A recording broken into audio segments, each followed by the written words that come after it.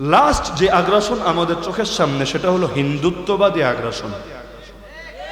আমি হিন্দু আগ্রাসন বলি নাই, হিন্দু ধর্মীয় আগ্রাসন বলি নাই, আমি শব্দ বলেছি হিন্দুত্ববাদী আগ্রাসন। এগুলোর পার্থক্য যদি না বোঝেন, না বুঝেই যদি আমাদের ভুল ধরতে চান, আগে একটু পড়ালেখা করে আসেন, তারপর ভুল ধরেন। হিন্দু ধর্ম ভিন্ন জিনিস, হিন্দুত্ববাদ ভিন্ন জিনিস। যেমন ইহুদি ধর্ম ভিন্ন জিনিস, জায়নিজম, জায়নিস্ট, এটা জায়নবাদ ভিন্ন জিনিস। দুটোকে তালগোল পাকিয়ে একসাথে মিলানো যাবে না। যেমন আমি যদি জিজ্ঞাসা করি আমাদের ওই যারা আমাদেরকে ধরতে চায়, ফাঁসাতে চায়, তাদেরকে বলেন তো মুসলমান আর ইসলাম যেই জিনিস, আইএস কি সেই জিনিস? বলবে না না না হুজুর, কিভাবে এক জিনিস হয়, দুইটা তো ভিন্ন জিনিস। তাহলে একই কথা, হিন্দু ধর্ম এক জিনিস আর হিন্দুত্ববাদ, এই বিজেপি, আরএসএস আর যা কিছু আছে আন্ডা বাচ্চা, এগুলো হলো আরেক জিনিস। তো তোরা তো বলিস ধর্মের নামে যদি সন্ত্রাস করে ওইটাকে জঙ্গিবাদ বলে। শোনেন নাই? ধর্মের নামে যদি সন্ত্রাস করে সেটাকে কি বলে? আর ধর্মের নাম ছাড়া করলে সেটাকে সাধারণ সন্ত্রাস বলে। ভালো কথা, মানলাম তর্কের খাতিরে যে ওদের সংজ্ঞা ঠিক আছে, মানলাম আর কি, যদিও মানা উচিত না, মানলাম। তাহলে আমাকে বলেন, এই যে ইসরায়েলের ইহুদিরা ফিলিস্তিনের বুকে মুসলমান মারে, ধর্মের নামে না অধর্মের নামে? আল্লাহর কসম, ধর্মের নামে। ওরা নাস্তিক্যবাদী রাষ্ট্র বানাতে চায় না, সেকুলার রাষ্ট্র বানাতে চায় না, ওরা নিখাত ইহুদিবাদী রাষ্ট্র বানাতে চায়, দাজ্জাল রাজত্ব এই জমিনের বুকে কায়েম করতে চায়। এটাই তো ধর্মের কথা। এই যে ভারতের বুকে হাজার হাজার মুসলমানকে শহীদ করা হয়েছে, কখনো কথিত লাভ জিহাদের ধোয়া তুলে, আরে কখনো হলো গোরক্ষার নামে, কখনো বিভিন্ন আজিবাজিব ট্যাগ লাগিয়ে বিভিন্ন সময়ে যে জুলুম করেছে, ধর্মের নামে করে নাই? আরে গোরক্ষার নামে মুসলমান মারে, এটাও তো ধর্মেরই নাম। তাহলে এই যে ধর্মের নামে মুসলমান মারছে, এটাকেও জঙ্গিবাদ বলে না? কিন্তু আমার এই দুই চোখ জীবনে দেখে নাই জাতীয় কোনো মিডিয়া বা আমাদের জাতীয় কোনো নেতা কখনো ইহুদিবাদীদেরকে বা পার্শ্ববর্তী মুশরিকদেরকে জঙ্গি বা জঙ্গিবাদী বলেছে। জীবনে শুনি নাই কেউ বলেছে বেনিয়ামিন নেতানিয়াহু হলো জঙ্গিদের নেতা, নরেন্দ্র মোদী হলো জঙ্গিদের নেতা। আমার এই জীবন আজও পর্যন্ত এমন কথা শুনে নাই। এমনকি যে ফরিদপুরের বুকে নির্মাণ শ্রমিকদেরকে পিটিয়ে মারা হলো, আগুন লেগেছে, আগুন নিভাতে গিয়েছে, যার জন্য করি চুরি সেই বলে চোর। যদি আগুন নিভাতে না যেত মাইর খাওয়া লাগতো না। ভালো করতে চেয়েছে, নিজের ধর্ম পরিচয় ভুলে গিয়ে আরেকজনের ঘর, যদিও মানুষ ছিল না কেউ, কিন্তু ঘরটাকে রক্ষা করতে চেয়েছে, পিটিয়ে পিটিয়ে নির্মমভাবে। কোনো গণপিটন, এগুলো ভুয়া। ওই সিসিটিভি ফুটেজ চেক করে দেখেন না, এখন তো এগুলো ভাইরাল হয়ে গিয়েছে যে রুমের মধ্যে দরজা লাগিয়ে টার্গেট কিলিং। এটা কোনো ওই গণপিটনের মধ্যে দুর্ঘটনা ঘটে গেছে তা আমি ইচ্ছাকৃতভাবে পিটিয়ে পিটিয়ে নির্মমভাবে, আর একটা দুইটা পিটনে দিলেই মানুষ মরে না, লম্বা টাইম পিটাতে পিটাতে নির্মমভাবে শহীদ করেছে। এরপর তাদের পক্ষ হয়ে আবার আমাদের কিছু প্রশাসনের লোক গুলি করে এই ফরিদপুরের বুকে নির্মমভাবে কয়েকজনকে শহীদ করে দিয়েছে। এই যে পুরো ঘটনাটা ঘটলো, তাহলে মন্দির রক্ষার নামে যদি মুসলমানকে মারে, এটাকেও জঙ্গিবাদ বলে না? কারণ ওদেরকে রাষ্ট্র তো দায়িত্ব দেয় নাই বিচার করার, তাহলে আইন আদালত কিসের জন্য?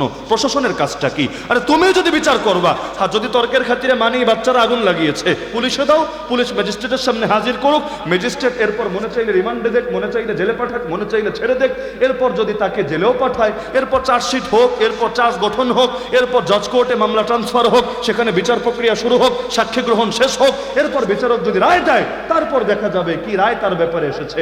বেকসুর খালাসও পেতে পারে, জেলও পেতে পারে, এটা নিয়ে আমাদের কথা থাকবে না। কিন্তু তোমাদেরকে কে অধিকার দিয়েছে এভাবে পিটিয়ে মুসলমানকে হত্যা করা?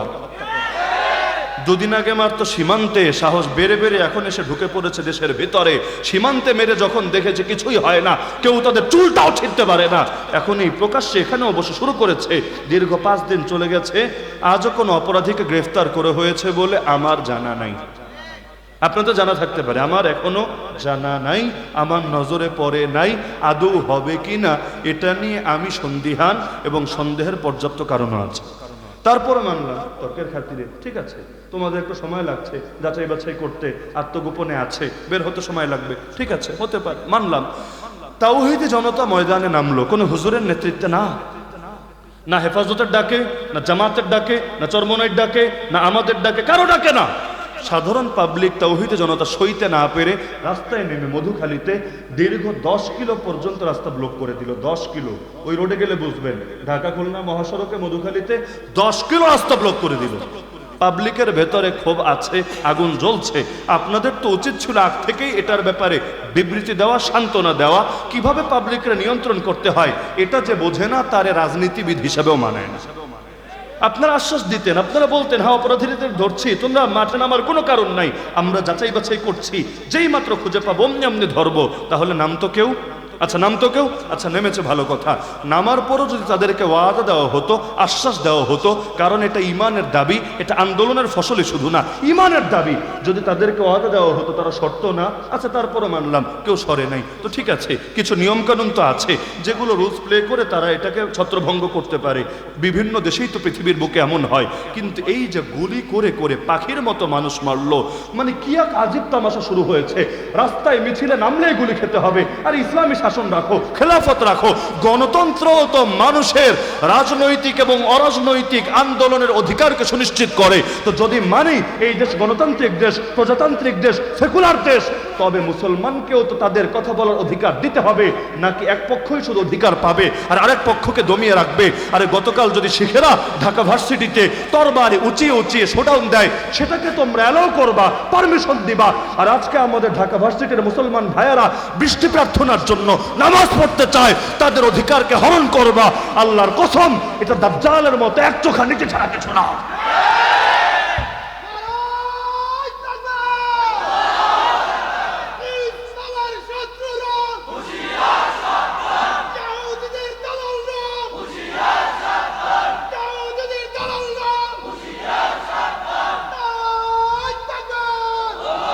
দুনিয়ার সবাই অধিকার পাবে, শুধু মুসলমানের অধিকার বেলায় এসে তোমাদের এই লুকোচুরির মনোভাব শুরু হবে কেন? ইতিমধ্যেই তো ঘটে গিয়েছে, আগে তো বহুবার ঘটেছে। ওই চট্টগ্রামে কোথায় যেন নারীদের পর্দা নিয়ে নিষেধাজ্ঞা দিয়েছে, নারীরা চোখ ঢেকে চেহারা ঢেকে আসতে পারবে না। আরে মুসলমান দেশে যদি নারীরা অধিকার না পায়, পাবে কি আমেরিকায়, পাবে কি ইসরায়েলে, পাবে কি কাফের দেশে? এই যে স্বাধীন হয়ে কি লাভ হয়েছে যদি মুসলমান তার অধিকার না পায় স্বাধীন বাংলাদেশে বসে? অধিকার কি সব নাস্তিকদের জন্য? অধিকার সব সেকুলারদের জন্য? আমরা এই দেশের নাগরিক না? আমরা কর দেই না? আরে মাথায় টুপি তাতে কি, গায়ে জামা তাতে কি? ওরাও যেভাবে কর দেয় আমরাও কর দেই, ওরাও যে দেশের নাগরিক আমরাও সেই দেশের নাগরিক, ওরাও যেমনি ভাবে এক শিক্ষায় শিক্ষিত আমরাও আরেক শিক্ষায় শিক্ষিত। তো যদি বলার অধিকার দাও সবাইকে দাও, আর যদি অধিকার কেড়ে নাও সবার থেকে কেড়ে নাও, কিন্তু কাউকে দিবা আর কাউকে দিবা না, এটা তো কিছুতেই মেনে নেওয়া যেতে পারে না। তাহলে এই যে নির্মম ভাবে গুলি করে হত্যা করা হলো, অন্য কাউরে গুলি করে দেখুক, একটা নাস্তিকরে গুলি করলে গোটা দুনিয়া গরম হয়ে যায়। পশ্চিমের কোনো দালাল রে জেলে ঢুকালে গোটা দুনিয়া গরম হয়ে যায়। তাহলে আমরাই সেই নিরীহ অসহায় জাতি যাদের রক্তের কোনো দাম থাকতে নাই। জাতীয় কোনো দৈনিকে বড় করে রিপোর্টও হয় না, মারা গিয়েছে রিপোর্ট নাই, লক্ষ জনতা একত্রিত হয়েছে রিপোর্ট নাই, হসপিটালের বেডে কাতরাচ্ছে রিপোর্ট নাই। উপরন্তু আপনি একটু ফিল্ডে কাজ করতে যান, দেখেন আপনারা কেমনে পেরেশান করেন। আপনি দায়িত্ব নেন যে আমি ওদেরকে ফান্ডিং ব্যবস্থা করব, টাকা পয়সা তুলে দেব, রক্তের ব্যবস্থা করব, অন্যান্য সাপোর্ট দেব। যাদেরকে হাজার হাজার মানুষকে মামলা দেওয়া হচ্ছে, আমরা ওদের জন্য আইনে লড়াই করব, ঘোষণা দেন খালি, দেখেন আগামীকাল কি পরিণতি হয় আপনার। কি এক আজীব তামাশায় আমাদেরকে ফেলে দেওয়া হয়েছে। এগুলোর জুলুমের শেষ কোথায়? মাঝে মধ্যে তো সন্দেহ লাগে, স্বাধীন দেশে কি আদৌ স্বাধীন আছি আমরা? কারণ কিসের জন্য বললাম, ভারতবর্ষের অনেক আলেমের সাথে মাঝে মধ্যে মানে তাদের হালতগুলো জানলে দেখা যায় যে ভারতেও যারা থাকে, ধরেন আমাদের ভাষার অনেকেও তো আছে ভারতে, ওরা ওই ভারতে নরেন্দ্র মোদীর দেশে বসে যেভাবে কথা বলতে পারে, অনেকের নাম আমার বলা লাগবে না, আমি ইঙ্গিত দিলে আপনারা বুঝে ফেলার কথা, যে ওই ভারতে বসে যেভাবে তারা সরকারেরও সমালোচনা করে স্বাধীনভাবে, ওর হাজার ভাগের এক ভাগ এই দেশে কেউ করলে এতদিনে তার জেলে বসে মরা লাগছে। তাহলে অবাক হয়ে যায় যে হিন্দুত্ববাদীদের দেশে বসে যে স্বাধীনতা পাচ্ছে, আমরা মুসলমানদের দেশে বসে সে স্বাধীনতা পাচ্ছি না। হ্যাঁ, আমি কোনো উস্কানি দিচ্ছি না, আমি কাউকে কারো বিরুদ্ধে খেপিয়ে তুলছি না, কিন্তু আমি বলছি এই জুলুমের এই একচোখা নীতির অবসান ঘটা দরকার। অতীতে যেমন সেকুলারিজমের আগ্রাসন আমাদের ইমানকে হুমকির মুখে ফেলেছে, এরপর নাস্তিক্যবাদের আগ্রাসন আমাদের ইমানকে হুমকির মুখে ফেলেছে, নয়া হিন্দুত্ববাদী আগ্রাসনও আমাদের ইমান শুধু না প্রাণকেই হুমকির মুখে ফেলে দিচ্ছে। মুসলমানদেরকে আবারও জাগতে হবে, আবার একতাবদ্ধ হতে হবে, এই হিন্দুত্ববাদী আগ্রাসনের স্রোতকে যে কোনো মূল্যে থামিয়ে দিতে হবে। দলীয় পরিচয়, সাংগঠনিক পরিচয়, নিজের বিভিন্ন চাহিদা ইখতিলাফ সব ভুলে গিয়ে এই ব্যাপারে সবাই ঐক্যবদ্ধ হতে রাজি আছেন তো ইনশাআল্লাহ? যে ইন্ডিয়া তোমার দেশে তুমি যা মনে চাই করো গিয়ে, কিন্তু বাংলার জমিনে তোমার আধিপত্য চলবে না, তাহলে স্বাধীনতার অর্থ থাকবে না। এটাই দেশপ্রেম, এটাই কি প্রেম? এটাই কি প্রেম? দেশপ্রেম।